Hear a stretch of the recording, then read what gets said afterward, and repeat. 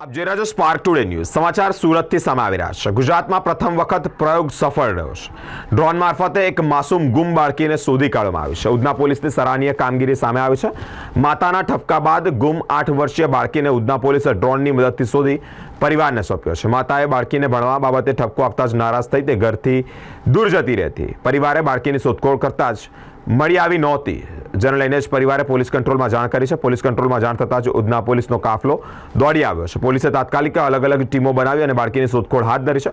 પોલીસે CCTV technical સર્વેલન્સના આધારે પણ પોલીસને સફળતા ન મળતા તે ડ્રોનનો ઉપયોગ કર્યો છે, જેમાં ઉધના પોલીસે ડ્રોનના ઉપયોગ કરી બાળકીને ઉધના શાક માર્કેટ પાસે જોવા મળી અને ત્યાંથી જ પોલીસે તાત્કાલિક ત્યાં પહોંચી બાળકીને લઈ પોલીસ સ્ટેશન પહોંચી અને બાળકી અને પરિવારનું સુખદ મિલન કરાવ્યું છે।